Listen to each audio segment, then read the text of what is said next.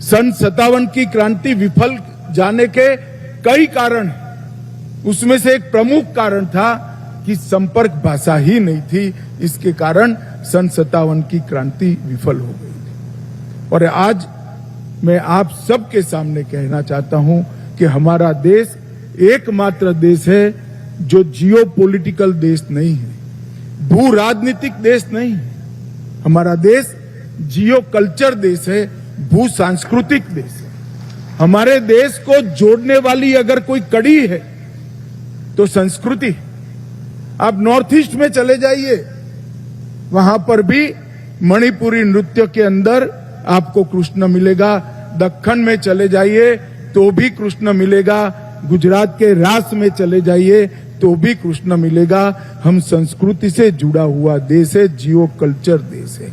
अगर हमारे देश की एकता संस्कृति से बनी है तो हमारी संस्कृति भाषाओं से जुड़ी और भाषाओं से बनी। जिस दिन हम हमारी भाषाओं को गंवा देंगे, इस देश की एकता पर बहुत बड़ा खतरा मंडराने लगेगा। इसीलिए ढेर सारे आजादी के हमारे संघर्ष के नेताओं ने हिंदी को न केवल राजभाषा बनाया, इसके उपयोग को बहुत महत्व भी दिया और उसका प्रचार प्रसार भी किया।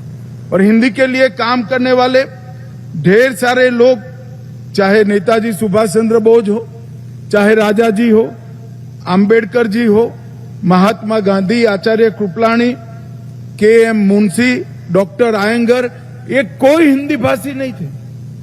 ये सारे नेता, उनकी मातृभाषा अलग थी, मगर वो समझते थे कि हिंदी भाषा देश को एक करने का माध्यम है। इसीलिए हिंदी को राष्ट्रीय एकता का प्रतीक बनाकर उन्होंने राजभाषा का स्वरूप दिया। और के.एम. मुंशी आयंगर फॉर्मूला आया, जिसके तहत आज राजभाषा हुए हम 75 साल पूरे करने जा रहे हैं। भाइयों और बहनों, हमारी भाषाओं को कौन बचा सकता है? यहां बैठे हुए विद्वत जन बचा सकते हैं? मैं बड़ी विनम्रता से कहना चाहता हूं, नहीं बचा सकते। सरकार तो बचा ही नहीं सकती।